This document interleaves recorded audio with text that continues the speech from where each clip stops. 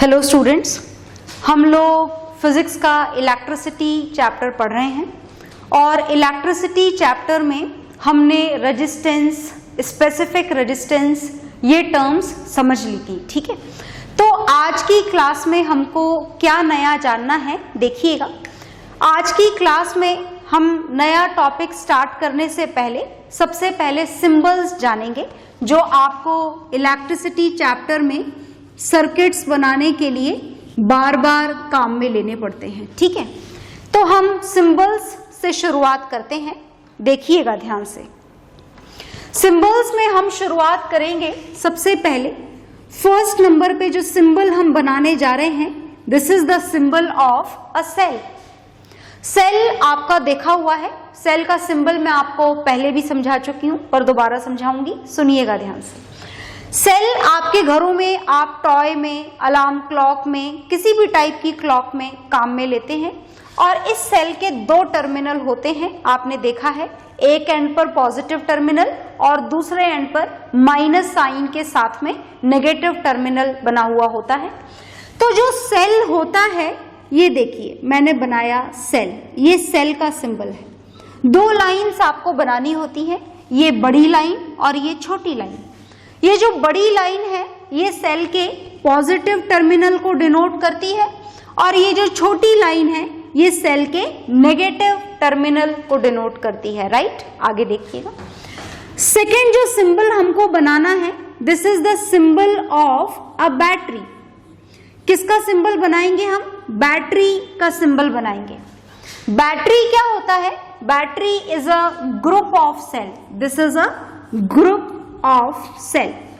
जब आपको लगे कि पोटेंशियल डिफरेंस आपको ज्यादा चाहिए, सर्किट में करंट आपको ज्यादा चाहिए, in that condition we have to use this battery and this is a group of cell. अब ये आपकी जरूरत के हिसाब से आपको डिसाइड करना होता है कि कितने सेल्स का ग्रुप यूज किया जाए। जैसे आपने दो सेल्स का ग्रुप यूज किया तो मैंने यहां पर ये एक सेल लगा दिया और अब हम लगाएंगे दूसरा सेल, ये हमने लगा दिया दूसरा सेल। तो सेल से जब आप बैटरी बनाएं तो बैटरी बनाते वक्त आपको ये याद रखना है कि पॉजिटिव टर्मिनल, फिर नेगेटिव, फिर पॉजिटिव, फिर नेगेटिव, इस तरीके से आपको इनको कंबाइन करना होता है। ऐसे नहीं कर सकते कि आपने ये दो नेगेटिव एक साथ कंबाइन कर दिए। अगर इस तरीके से आपने सेल्स को ज्वाइन कर रखा है तो ये तरीका गलत है। Is it okay? आ गई बात समझ में?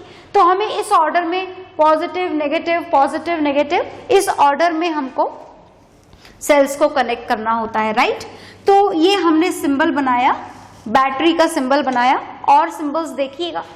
नेक्स्ट जो हम सिंबल बनाने जा रहे हैं, दिस सिंबल इज दिस। देखिएगा ध्यान से, ये हमने सिंबल बना रखा है।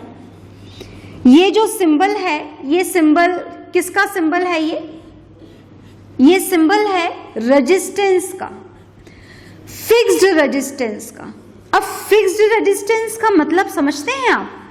फिक्स्ड रेजिस्टेंस का मतलब जिस वायर के रेजिस्टेंस की वैल्यू फिक्स्ड हो। Is it okay? जैसे हमने बोल दिया कि इस वायर का रेजिस्टेंस 3 ओम है, तो किसी भी तरीके से अगर आप इस वायर का रेजिस्टेंस सर्किट में कनेक्टेड रहने के दौरान ना बदल पाए, अगर इसकी वैल्यू फिक्स्ड ही रहे, तो उस कंडीशन में इस रेजिस्टेंस को क्या बोला जाता है? फिक्स्ड रेजिस्टेंस बोला जाता है। Is it okay? ये फिक्स्ड रेजिस्टेंस भी आप इसे बोल सकते हैं या फिर आप इसे रजिस्टर भी बोल सकते हैं। तो ये है रेजिस्टेंस डिनोट करने के लिए जो सिंबल हम काम में लेते हैं। नेक्स्ट सिंबल देखिएगा। नेक्स्ट सिंबल मैं बनाने जा रही हूं यहां पर फोर्थ।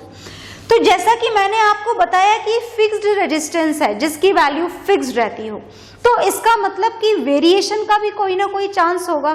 क्या वेरिएबल रेजिस्टेंस भी होता है? बिल्कुल, वेरिएबल रेजिस्टेंस भी होता है। वेरिएबल रेजिस्टेंस बनाने के दो तरीके हैं। एक तरीका तो ये है, इज इट ओके? दूसरा तरीका देखिएगा, या तो ये बनाएंगे या फिर क्या बनाएंगे सिंबल, या फिर बनाएंगे ये दूसरा सिंबल मैं आपको बताने जा रही हूं। ये है दूसरा सिंबल। ये दोनों ही जो सिंबल्स हैं ये रिप्रेजेंट करते हैं वेरिएबल रेजिस्टेंस को। तो variable word is very common for you all. Variable का मतलब क्या है? जिसकी वैल्यू आप क्या कर सकें, बदल सकें। अगर आप सर्किट में रेजिस्टेंस की वैल्यू को अपने अकॉर्डिंग मॉडिफाई कर सकें, चेंज कर सकें, तो उसे वेरिएबल रेजिस्टेंस बोला जाता है और उसे इन सिंबल से डिनोट किया जाता है। वेरिएबल रेजिस्टेंस के लिए जो इंस्ट्रूमेंट हमको काम में लेना होता है हमारी फिजिक्स लेबोरेटरी में, उसे रियोस्टेट बोला जाता है। क्या बोला जाता है उसे? रियोस्टेट, जिसे इन शॉर्ट RH भी लिखा करते हैं। तो ये रियोस्टेट के लिए भी आप यूज कर सकते हैं या फिर वेरिएबल रेजिस्टेंस के लिए भी आप इसे काम में ले सकते हैं। जो नेक्स्ट सिंबल हम बनाने जा रहे हैं, this symbol is of ammeter. क्या आपको एमीटर याद है? मैंने आपको बताया था पहले भी। Ammeter is an instrument which is used to measure the amount of current. जो क्या मेजर करता है? करंट का अमाउंट। अमाउंट का मतलब समझे? Magnitude, magnitude of current. Magnitude का मतलब whatever the current which is flowing in the circuit, whether it is 1 ampere और 2 एम्पियर और 10 एम्पियर, जो भी करंट की वैल्यू फ्लो कर रही है, राइट। अब ये जो एमीटर है, ये एमीटर ऐसे बनाया जाता है, सर्कल, और सर्कल के अंदर आपको क्या लिख देना होता है? Capital A। So this is the symbol of ammeter. पर याद रखिएगा कि इस एमीटर के भी दो टर्मिनल होते हैं, पॉजिटिव एंड नेगेटिव, राइट। तो भूलिएगा मत कि ये जो एमीटर है ये क्या मेजर करता है? मैग्नीट्यूड ऑफ करंट, है ना। That is whatever it is, it may be measured in milliamperes, है ना, 500 milliampere, 100 milliampere. So whatever the magnitude of current which is flowing in the circuit, that is measured by the ammeter. Is it okay? अब देखो, बात जब ammeter पे पहुंची है तो मैं आपको एक बात और बताना चाहती हूं कि अगर हम आइडियल एमीटर की बात करें, ये तो हमने नॉर्मल एमीटर बनाया है, अगर बात आपसे आइडियल एमीटर की जाए, स्टैंडर्ड, आइडियल का मतलब स्टैंडर्ड एमीटर, तो कोशिश की जाती है कि आइडियल एमीटर का रेजिस्टेंस कितना लिया जाए? 0। Is it okay? हालांकि ऐसा बना पाना मुश्किल है, ऐसा कोई सा भी इंस्ट्रूमेंट, कोई सा भी वायर बना पाना मुश्किल है जिसका रेजिस्टेंस 0 हो। तो ये तो बस बुकिश स्टैंडर्ड बातें हैं जो आपको याद रखनी होती हैं। So whenever we are going to talk about the ideal ammeter, then its resistance should be taken as 0। Exam में अगर आपसे MCQ में क्वेश्चन पूछा जाए, देन योर आंसर इज 0, है ना। अब अगर कारण पूछा जाए कि एमीटर का रेजिस्टेंस कितना होना चाहिए, तो हम बोलेंगे मिनिमम। आइडियल एमीटर का रेजिस्टेंस कितना होता है, तो हम बोलेंगे 0। तो क्या कारण है कि एमीटर का रेजिस्टेंस कम होना चाहिए या फिर इतना कम होना चाहिए कि 0 हो जाए तो बहुत ही बढ़िया। तो कारण क्या है एमीटर का रेजिस्टेंस कम या फिर 0 करने की कोशिश का? क्या कारण है? कारण ये है कि देखिए, एमीटर करंट मेजर करता है, और अगर आप एमीटर का रेजिस्टेंस बहुत ही हाई ले लें तो ये तो करंट को वेस्ट कर देगा, हीट में कन्वर्ट कर करके, है ना। रेजिस्टेंस इलेक्ट्रिक करंट को वेस्ट ही तो करता है। कौन सी फॉर्म में वेस्ट करता है? In the form of heat energy. अब पता पड़ा कि आपने एमीटर का ही रेजिस्टेंस बहुत ज्यादा ले लिया, तो एमीटर करंट मेजर कैसे करेगा? एमीटर तो करंट को हीट में कन्वर्ट कर देगा। Is it okay? तो एमीटर प्रॉपर करंट के मैग्नीट्यूड को मेजर कर ही नहीं पाएगा। तो ये बिल्कुल एक्यूरेट वैल्यू मेजर करे, उसके लिए हमें एमीटर का रेजिस्टेंस हाई नहीं रखना होता है। कैसा रखना होता है एमीटर का रेजिस्टेंस? बिल्कुल कम, जितना कम हो सके उतना कम। और अगर आइडियल एमीटर में 0 ही हो जाए तो बहुत बढ़िया, पर याद रखना पॉसिबल ऐसा है नहीं। क्या नहीं है पॉसिबल? आइडियल एमीटर बना पाना, आइडियल एमीटर का रेजिस्टेंस 0 रख पाना, this is practically not possible. Is it okay? तो चलिए, एमीटर के बाद में हम जानेंगे कुछ और सिंबल्स। उससे पहले आप इन सिंबल्स को अपनी कॉपीज में नोट डाउन कर लीजिए। तो आई होप आपने नोट डाउन कर लिए होंगे, और नोट डाउन करने के बाद में हम कुछ और सिंबल्स भी जानेंगे, कुछ और सिंबल्स बाकी हैं। एमीटर के अलावा कुछ और भी इंस्ट्रूमेंट होते हैं। एमीटर की खास बात जो आपको बताई गई है वो आप भूलेंगे नहीं, याद रखेंगे।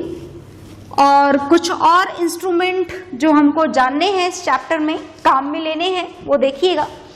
नेक्स्ट जो इंस्ट्रूमेंट हमको काम में लेना है, दिस इज वोल्ट मीटर। कौन सा इंस्ट्रूमेंट काम में लेना है? Volt meter. अब ये वोल्ट मीटर क्या मेजर करता है? तो वोल्ट मीटर का काम सुने ध्यान से। पहले सिंबल बता देती हूं मैं आपको। ये सिंबल बनाने के लिए सर्कल, सर्कल के अंदर V, और ये बन गया जी वोल्ट मीटर का सिंबल। Is it okay? इसके भी दो टर्मिनल होते हैं, one is positive and another is negative. अब इस वोल्ट मीटर की जो खास बातें हैं वो सुनिएगा ध्यान से, वन बाय वन। पहली खास बात कि इसका काम क्या होता है, तो सुनिएगा। इसका काम होता है सर्किट के अक्रॉस पोटेंशियल डिफरेंस मेजर करना। क्या मेजर करता है ये वोल्ट मीटर? ये वोल्ट मीटर किसी भी वायर के अक्रॉस, जैसे ये वायर है, इसमें कितने वोल्टेज, जैसे आपने लगा दिया सब कुछ, सेल लगा दिया, वो स्विच लगा दिया, एमीटर भी लगा दिया। Is it okay? अब आपको ये जानना है कि वोल्टेज कितना फ्लो हो रहा है, तो वोल्टेज के फ्लो को जानने के लिए हमें ये वोल्ट मीटर नाम का इंस्ट्रूमेंट काम में लेना होता है। तो आप चाहें तो पोटेंशियल डिफरेंस लिखें, आप चाहें तो लिखें it measures the voltage across the ends of a wire. Okay.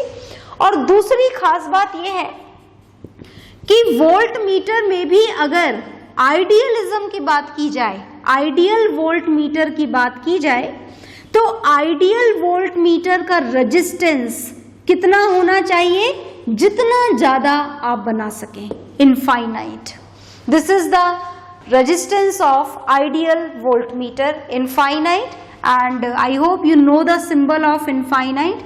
Infinity can be denoted by this symbol. This is a horizontal 8, you can write down in this way also. तो ये बातें हमने जानी वोल्ट मीटर के बारे में। Note down करेंगे आप सारी बातों को पॉज करके। दो बातें हमने जानी इसके बारे में, एक बात जानना बाकी है, वो हम बाद में जानेंगे। फिलहाल बस दो बातें याद रखें, that it measures the potential difference across the ends of a wire, और simply you can say it measures the voltage across the ends of a wire. And second thing is, when we talk about the ideal voltmeter, then its resistance should be very high, that should be equivalent to infinity. Okay? तो इस volt meter के symbol के बाद में जो और symbols हमको जानने हैं, चलिए जानते हैं उन सिंबल्स को. नेक्स्ट जो सिंबल हमको जानना है, this is the symbol of galvanometer. ये गैल्वेनोमीटर हमें इस चैप्टर में काम में नहीं लेना है. इस गैल्वेनोमीटर को हम नेक्स्ट चैप्टर मैग्नेटिज्म में काम में लेंगे, पर सिंबल तो इसका अभी ही जानेंगे. Galvanometer is also an instrument and what does it measure, वो मैं आपको बताऊंगी अभी. Galvanometer is denoted by the symbol capital G and these are the wires only through which it has to be connected in a circuit, and this galvanometer measures the direction of current. क्या major करता है ये galvanometer? Current की direction measure करता है ये. Is it okay? Current की direction, कि भाई करंट कौन सी डायरेक्शन में जा रही है. दो ही डायरेक्शन पॉसिबल है हालांकि, but then also it can measure that two directions of current. Okay, तो ये है galvanometer which measures the direction of current. Difference तो याद रहेगा ना. Ammeter measures the value of current, magnitude of current, and galvanometer measures the direction of current, right? चलिए, तो हम कुछ और symbols जानेंगे. जो next symbol मैं आपको बताने जा रही हूँ, this is the symbol of electric bulb. Bulb का मतलब समझे ना. बल्ब का मतलब वो yellow traditional light bulb, yellow light bulb, जो हम आजकल थोड़ा रेयरली काम में लेते हैं, पर हम बनाएंगे तो वही बल्ब. देखिएगा, तो ये बल्ब हमको काम में लेना है. This is the symbol of a bulb. Okay, next symbol देखिएगा. अगर कहीं पर जैसे ये वायर है, connecting wire, normal wire in the electric circuit, in the domestic wiring, the wire which we use, okay, और अगर ये वायर इन दोनों पॉइंट पर ज्वाइन हो रहा है, जुड़ा हुआ है आपस में, तो this is the joint of wire, wire joint है अगर इस पॉइंट पर, तो इस तरीके से नॉर्मल जॉइंट आपको शो करना होता है, ओके।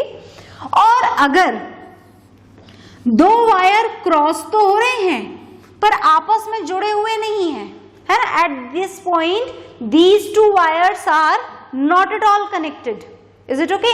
तो at in that condition wires are just crossing over, cross कर रहे हैं एक दूसरे को पर जॉइंट नहीं है, तो in that condition this curved line has to be drawn over there. आ गई बात समझ में। तो ये जो सिंबल्स हमने जाने हैं, इन सिंबल्स को काम में लेकर अब हम इलेक्ट्रिक सर्किट्स बनाएंगे, ओके। तो ये सिंबल्स आप नोट डाउन करेंगे और सिंबल्स के बाद में हम थोड़ा सा आगे जानेंगे। तो सिंबल्स आप नोट डाउन कर लीजिए।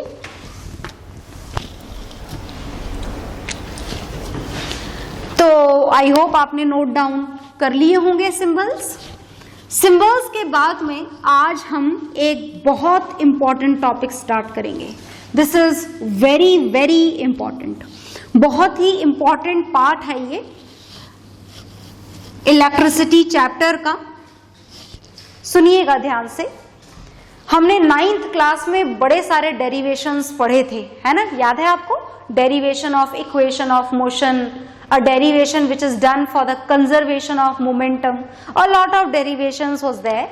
और इस क्लास 10th में हमारे डेरिवेशंस बहुत ज़्यादा नहीं है, कुछ एक आध दो ही डेरिवेशंस हमको पढ़ने हैं और उसकी शुरुआत हम यहाँ पर आज करने जा रहे हैं।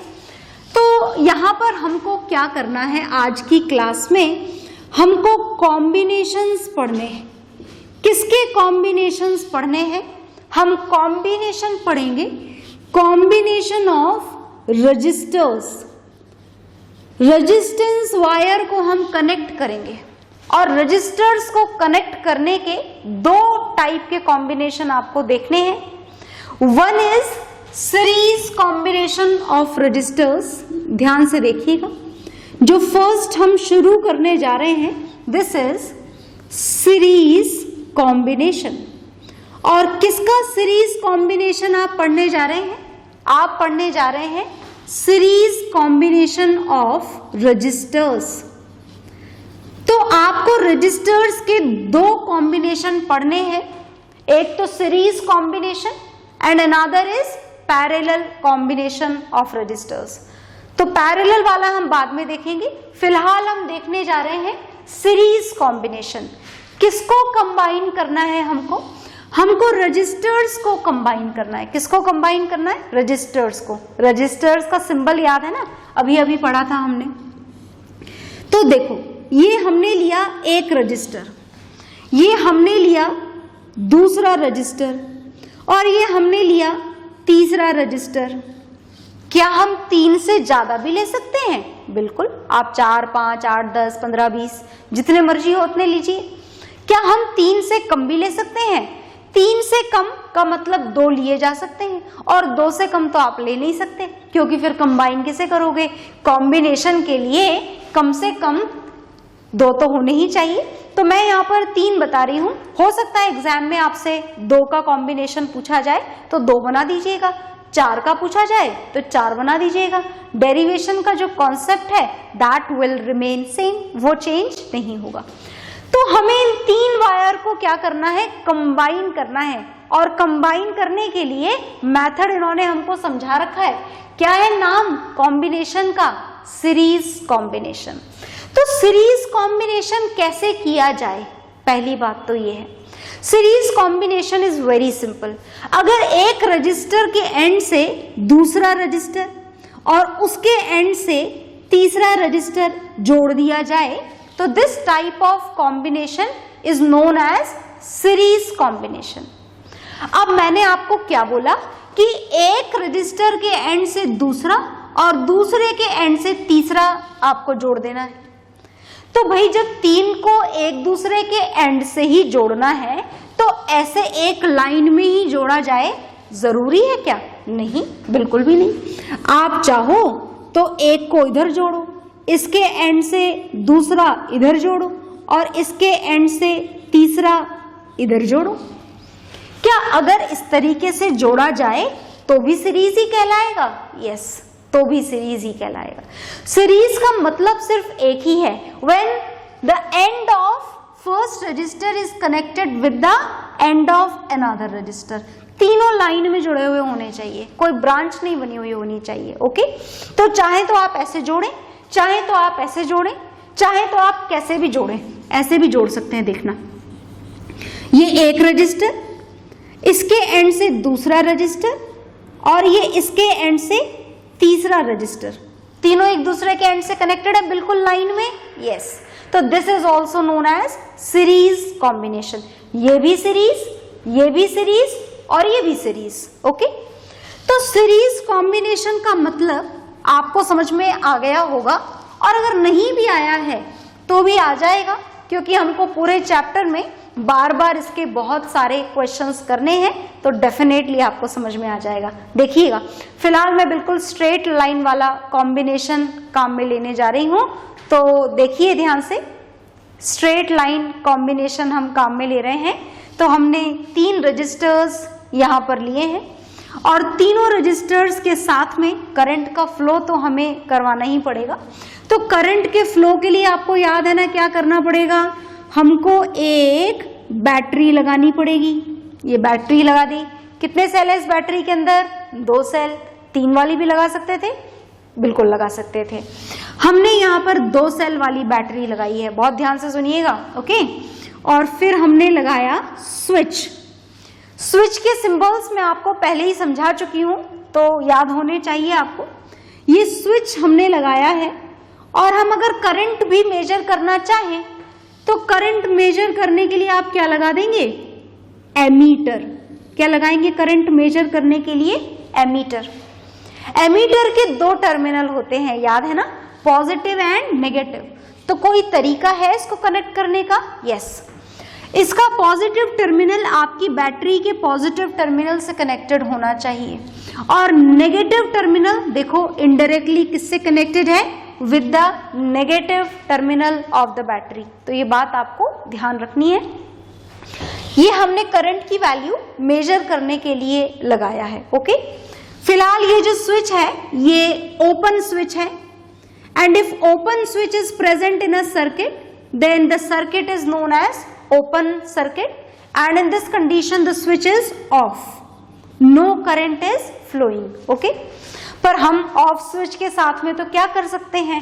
हमें कुछ पता ही नहीं लगेगा, तो हम यहाँ पर स्विच को ऑन करेंगे, और ऑन करने के लिए याद है ना आपको क्या करना है?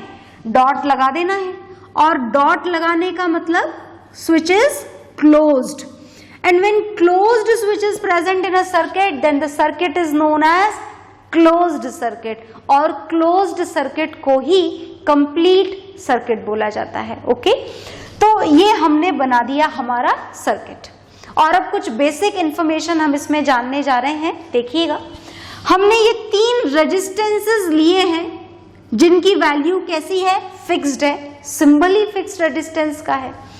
तो हमने मान लिया कि the value of first resistance is R1 ohm, the value of second resistance is R2 ohm, and the value of third resistance is R3 ohm. Okay, तीनों रेजिस्टेंसेस की वैल्यू कितनी ले ली हमने? R1, R2, R3, और battery का potential difference हमने कितना ले लिया? V। हर बैटरी का अलग अलग वोल्टेज होता है, देखिएगा लिखा होता है हर बैटरी पे। कोई 1.5 वोल्ट की बैटरी होती है, कोई 2 वोल्ट की बैटरी होती है, अलग अलग वोल्टेज की बैटरी होती है। ठीक है, तो हमने ये V वोल्ट की बैटरी मान ली है यहाँ पर, और अब हमने माना कि इसमें से करंट निकल रहा है। करंट की डायरेक्शन याद है ना, from positive terminal to negative terminal. Okay, और हमने माना कि the magnitude of current which is liberating from this battery that is capital I। कितना करंट निकल रहा है? Capital I। Capital I current निकल रहा है, आप देखिए ध्यान से, डायरेक्शन ऑफ करंट बनाना जरूरी होता है सर्किट में। From positive terminal to negative terminal, इधर से इधर जाएगा, इधर से इधर, इधर से इधर, इधर से इधर, इधर से इधर, और दोबारा से आई करंट वापस से यहां पर पहुंच जाएगा। तो अब मेरा क्वेश्चन है आपसे कि what will be the value of current through this R1 and R2 and R3। Current की वैल्यू क्या तीनों रजिस्टर्स के लिए डिफरेंट होगी? Then answer is no, the value of current will remain same. Current की वैल्यू क्या रहेगी? Same. क्यों रहेगी करंट की वैल्यू सेम? क्योंकि ये तीनों एक ही लाइन में कनेक्टेड हैं। कहीं कोई डायरेक्शन, कहीं कोई और दूसरी ब्रांच है ही नहीं करंट की डायरेक्शन के लिए, करंट को कहीं और ले जाने के लिए। तो जो भी करंट निकल रहा है वो सेम R1 में भी जाएगा, R2 में भी जाएगा और R3 में भी जाएगा। Is it okay? तो अगर मैं आपसे R1 का करंट पूछूं देन आंसर इज I। अगर मैं आपसे R2 का पूछूं then also answer is I। R3 का पूछूं then also the current is I। और ये सीरीज कॉम्बिनेशन की सबसे खास बात है, बिल्कुल अच्छे से याद रखना। क्या अच्छे से याद रखोगे? That in the series combination of resistors same current flows, same current flows through all resistors, through all resistors. Note down जरूर करना इसको। Is it okay? अब देखिए ध्यान से, अब हमको जानना है कि आखिर इस पोटेंशियल डिफरेंस का क्या होगा। क्या R1 के लिए, R2 के लिए और R3 के लिए इसकी वैल्यू सेम रहेगी? नहीं। ये वैल्यू सेम रहे उसके लिए जरूरी है कि सारे रजिस्टर्स के एंड पॉइंट डायरेक्टली बैटरी से कनेक्टेड हो, पर ऐसा तो है नहीं, सब अलग अलग कनेक्टेड हैं। इसका ये वाला एंड इधर बैटरी के पॉजिटिव टर्मिनल से कनेक्टेड है, दूसरा एंड दूसरे रजिस्टर्स से। मतलब ये जो पोटेंशियल डिफरेंस V है ये डिवाइड होगा कितने पार्ट्स में? 3 पार्ट्स में। Is it okay? Part 1 is for R1, let it be V1. Part 2 is for R2, let it be V2. And part 3 is for R3, let it be V3. मतलब जो भी potential difference है, what ever the total potential difference is, जो भी है ना, वो कितने हिस्सों में डिवाइड होगा? 3 हिस्सों में। अगर 2 रजिस्टर होते तो कितने हिस्सों में डिवाइड होता? 2 में। और 5 होते तो 5 पार्ट्स में डिवाइड हो जाता। क्या ये पांचों पार्ट सेम होंगे? जैसे मान लीजिए कि ये 3 वोल्ट की बैटरी है तो 1 वोल्ट 1 वोल्ट 1 वोल्ट, नहीं नहीं नहीं नहीं, ऐसा कोई रूल नहीं है। Is it okay? तो ये रूल नहीं है। डिवाइड तो होगा पर डिवाइड इक्वली होगा या नहीं, it depends on the condition, may be equal may not be equal. Is it okay? तो बस फिलहाल तो ये याद रखना है कि potential difference will divide into 1 2 3 parts and the values are V1 plus V2 plus V3। तो समझ में आया आपको? तो जो भी पोटेंशियल डिफरेंस है that will divide into 3 parts.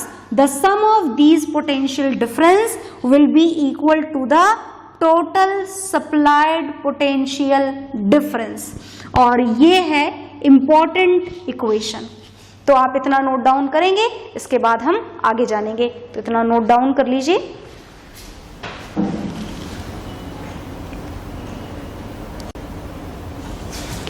तो नोट डाउन कर लिया होगा आप लोगों ने।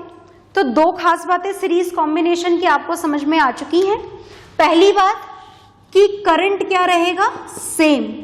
कितने भी रेजिस्टेंस आप लगा दो सीरीज में, हमने 3 लगा रखे, आपकी मर्जी आए तो 4-5 और लगा देना।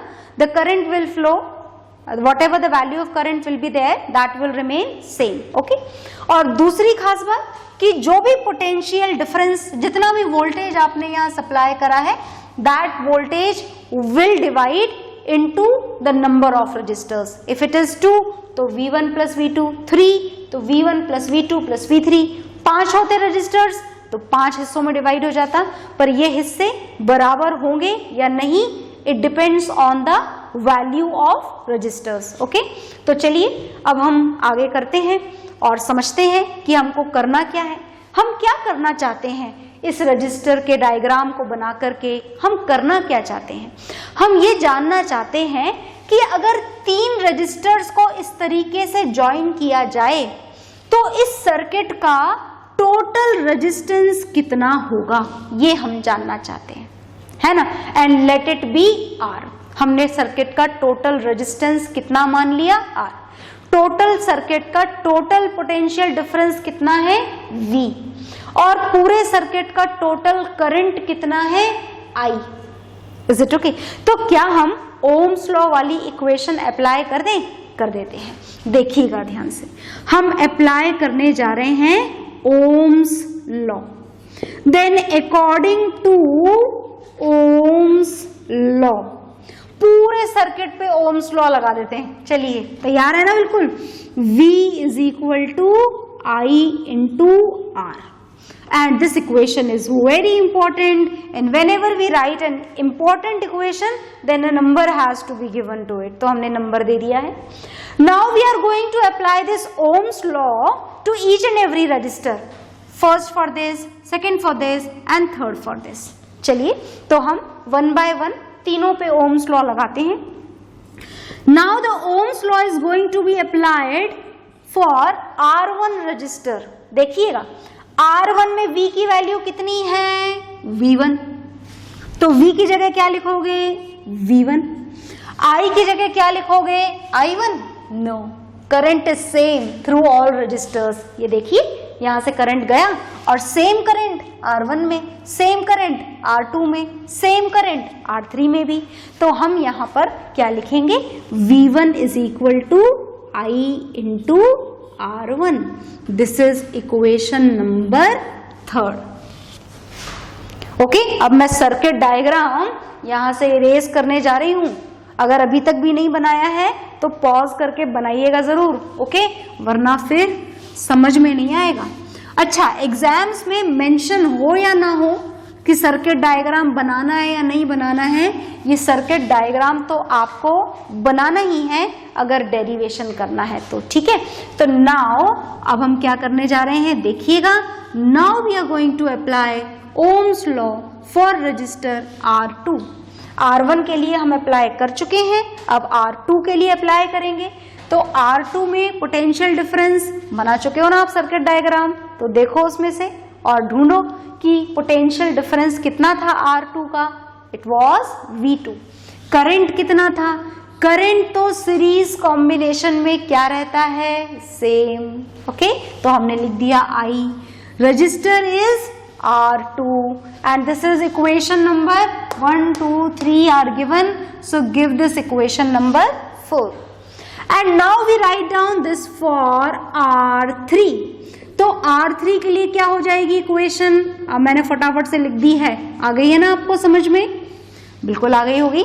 तो अब देखिएगा, हमें V1 की वैल्यू, V2 की वैल्यू, V3 की वैल्यू, V की वैल्यू, सबकी वैल्यू पता लग गई है और सबकी वैल्यू अब हम सब्स्टिट्यूट करेंगे इस इक्वेशन 1 में। तो तैयार है ना, मुझसे पहले कर लीजिए तो फिर आप ये काम। तो हम यूज करने जा रहे हैं इक्वेशंस सारी, फ्रॉम इक्वेशन 1, 2, 3, 4 एंड 5 सबकी वैल्यू हम रखने जा रहे हैं। तो V की वैल्यू क्या है, I इंटू R। V1 की वैल्यू क्या है, I इंटू R1। V2 की वैल्यू IR2, V3 की वैल्यू IR3। सबकी वैल्यू हमने रख दी है, चेक कर लीजिए कुछ गलत तो नहीं किया। V की वैल्यू ये रही, V1 की वैल्यू ये रही, V2 की वैल्यू वहां से लिख दी, V3 की वैल्यू यहां से लिख दी। ये सारी वैल्यूज हम सब्स्टिट्यूट कर चुके हैं। तो now I into R is equal to, इन तीनों में से I कॉमन ले लें, सब में प्रेजेंट है, यस। ब्रैकेट में क्या बचेगा, R1 plus R2 plus R3। I से I क्या हो जाएगा, कैंसिल। और अब क्या बचेगा, R is equal to R1 plus R2 plus R3। क्या आपको मतलब समझ में आया? हमारा काम हो चुका है, हमें टोटल रेजिस्टेंस पता लग चुका है। मतलब अगर आपने 3 resistances R1, R2, R3 series combination में कनेक्ट किए हैं, then the total resistance will be equal to the sum of all 3 resistances. जैसे फॉर एग्जाम्पल अगर मान लो कि R1 की वैल्यू है 1 ओम, R2 की वैल्यू है 2 ओम, R3 की वैल्यू है 3 ओम, तो टोटल रेजिस्टेंस कितना होगा? ऐड कर लीजिए। Total resistance will be equal to 1 plus 2 plus 3, that means 6 ohms. So in this way we can calculate the total resistance of the circuit when the resistors are connected in the series combination. Is it okay? तो ये series combination में अगर 3 आपने connect करे हैं तो 3 का सम निकालोगे टोटल रेजिस्टेंस, इक्विवेलेंट रेजिस्टेंस जानने के लिए। 4 करे हैं तो 4 का निकालोगे, जितने भी करे हैं उतने रेजिस्टेंसेस का सम आपको उस सर्किट का टोटल इक्विवेलेंट रेजिस्टेंस प्रोवाइड कर देगा। So the derivation is done and finally we get the total resistance of the circuit. मैं साइड में हट रही हूँ, डेरिवेशन को आप नोट डाउन करेंगे।